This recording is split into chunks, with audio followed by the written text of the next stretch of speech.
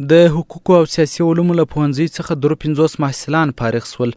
د پنجشنبې په ورځ د کندهار پوهنتون د حقوقو او سیاسي علومو له پوهنځي څخه 53 محصلان له 4 کلونو زده کړو وروسته فارغ شول، چې په همدې موخه یاد پوهنځي د کندهار پوهنتون د غونډو په عمومي تالار کښې د فراغت شاندار مراسم ورته جوړ کړي ول، چې پکښې د کندهار پوهنتون د رهبرۍ محترم غړي د امر بالمعروف او نهي عن المنکر ریاست قدرمن رئیس مفتي کریم الله فقیر صاحب، د اطلاعات او کلتور ریاست محترم رئیس مولوي نعم الله سمنګاني، د عدلیې ریاست قدرمن رئیس مولوي محب الله صاحب، د دولتي او شخصي ادارو مسؤلان، استادان، علما کرام او د فارغانو د کورنۍ غړي حاضر ول. په همدې موخه جوړه شوې غونډه چې د قرآن کریم د څو مبارکو آیتونو په تلاوتولو سره پیل سوه، په سر کښې د کندهار پوهنتون د دعوت او ارشاد امریت مبلغ مولوي عبدالحکیم کریمي د انساني قاچاق د مخنیوي په اړه د علی قدر امیر المؤمنین شیخ صاحب حفظه الله تعالی ورعاه فرمان ګډونوالو ته تشریح کړ. نو محترمینو، د امیر المؤمنین فرمان د انساني قاچاق د مخنیوي په اړه دی. موږ اکثره وینو اورو خاص تعلیم یافته قشر، تعلیم یافته خلک په قاچاقو باندې تللي وي.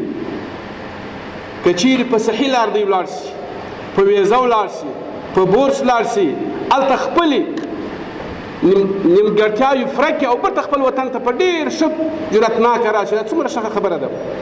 ورپسې د حقوقو او سیاسي علوم پوهنځي رئیس پوهنمل محمد صادق هریپال ټولو راغلو مېلمنو ته ښه راغلاست وایه. ټولو فارغانو ته د دوی د 4 کلن تحصیلي مزل د بشپړېدو مبارکي ورکړه. د کندهار د اطلاعات او کلتور رئیس مولوي نعم الله سمنګاني هم په دې غونډه کې وینا وکړه. هغه ټولو فارغانو ته مبارکي ورکړه او خوښي وښودل چې په علومو سمبال ځوانان فارغه کیږي، چې دا د ټول افغانستان لپاره د ویاړ ځای دی. همدا فارغان باید د دې کړېدلي ولس د ملا تیر جوړ سي او د هر مسلمان د مشکلاتو د حل لپاره په پوره ایماندارۍ سره وظیفه ترسره کړي. په دې غونډه کې د امر بالمعروف او نهي عن المنکر ریاست رئیس مفتي کریم الله فقیر وینا وکړه. هغه وویل چې الحمدلله اوس موږ او تاسې اسلامي نظام او داسې مشفق امیر لرو، نو ټول باید خپل دښمن وپېژني چې لومړی شیطان او د هغه ملګري کفار دي. نو ټول باید یو موټی سو او په یووالي سره ټولنې او اسلام ته خدمت وکړو. که د مکتب څخه کوم څوک فارغ سي یا د مدرسې څخه، موږ په دواړو خوشحالیږو او په لمانځنه کې هیڅ فرق نه کوو.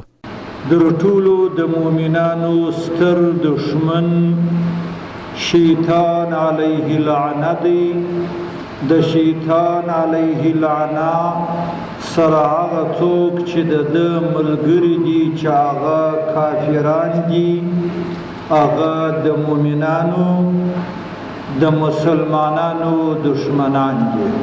شیطان علیه لعنه او دغه د شیطان ملګري چې په دنیا کې انسي شیطانان دي، په ټول تاریخ یې دا کوشش کړی دی چې د مسلمانانو لره د دین اسلام احکام هغه د منځه جنیوي سي.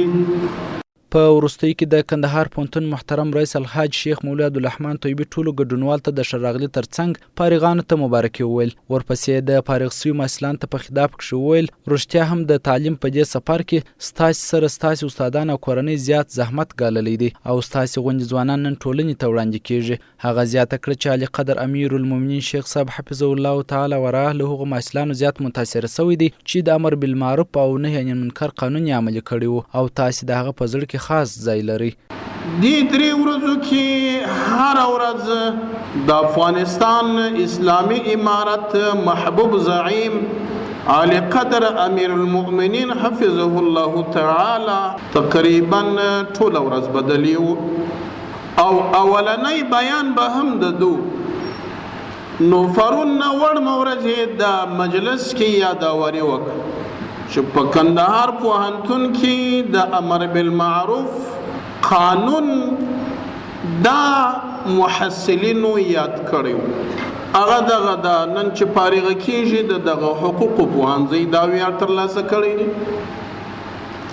د غونډې په وروستۍ کښې ترانې هم وویل سوې. ټولو فارغ سوي محصلانو ته د فراغت تصدیق پاڼې ورکړل سوې. فارغ سوي محصلانو د کندهار پوهنتون رئیس او استادانو ته تحفې ورکړې او غونډه د دعا په کولو سره پای ته ورسېده.